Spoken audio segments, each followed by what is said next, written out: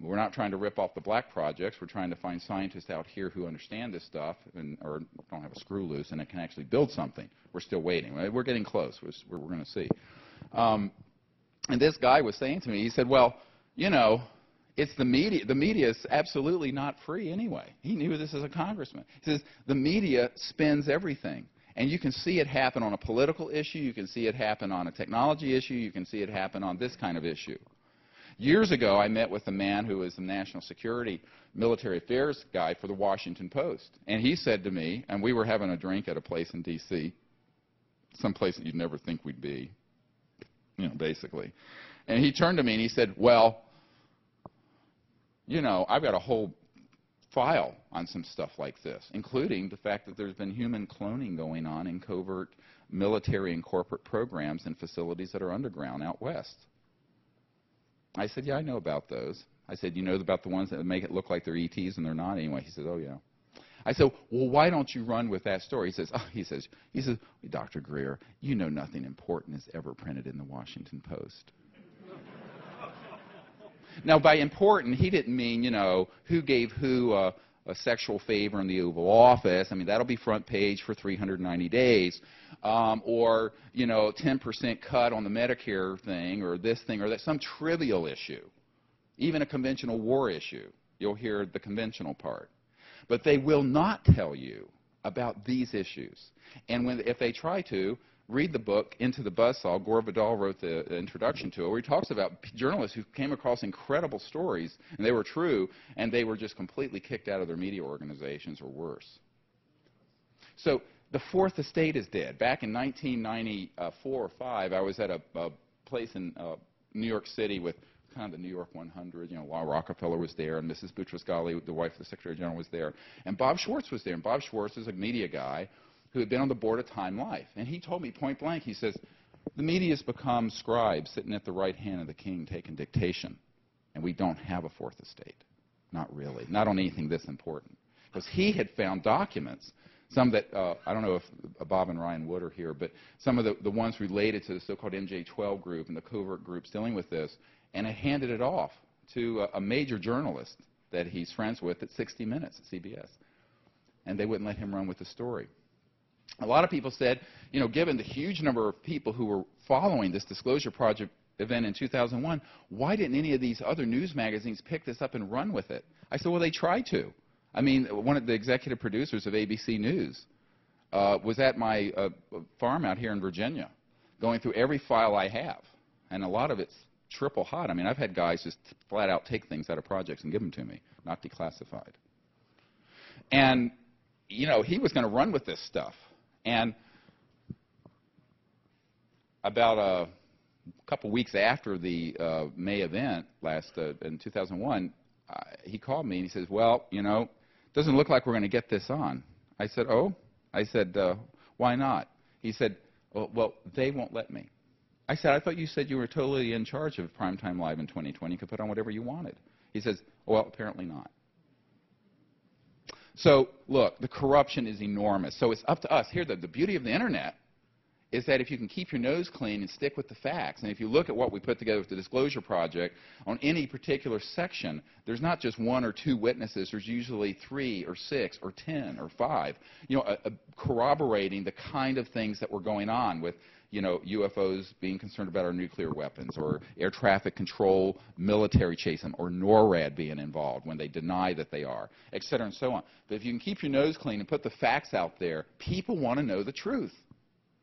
Now, I always tell people that they may not like what they hear initially. It's like Brian O'Leary used to say to me, the Apollo astronaut, and really interesting guy, done a lot with New Energy. He said, the truth will set you free, but first it'll piss you off. And I said, yeah, you're right. Sometimes that's true, but we have got to come out of childhood's arrest here. We're in an adolescent arrest as a civilization. We have got to evolve to the place where spiritually and socially we can live peacefully enough to let these technologies run our planet safely. Now, make no mistake about it. Can these technologies be weaponized? Yeah. You know, the #1 violent crime death I saw in the ER wasn't guns, it was knives.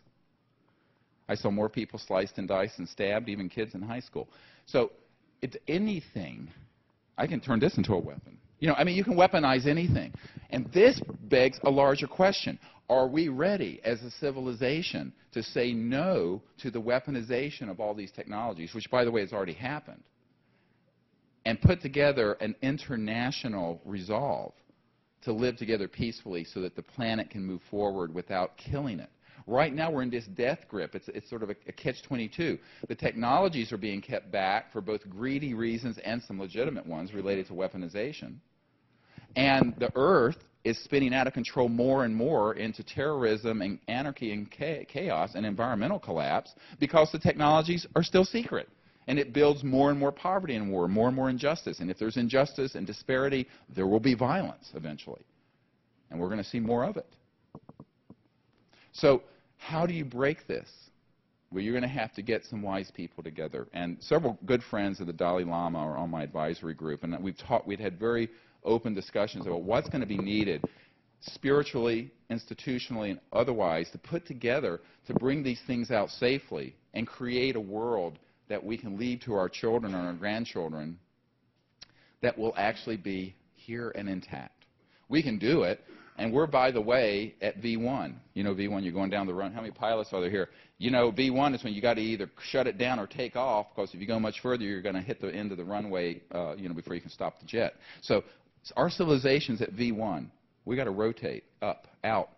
And if we don't, it will crash. The system will crash. We're straining the biosphere. We're straining the political structure. The asymmetric threat of terrorism will only get worse the longer we have to stay over in that part of the world trying to keep this line of supertankers supplying us with oil forever. All of that is going to have to change, and it should have changed back in the 50s. By the way, a lot of extraterrestrial activity that happened back then was, and people I've talked to, even very credible scientists and military people who knew about this, said they were trying to tell us to change course. They were trying to tell us, and we wouldn't do it.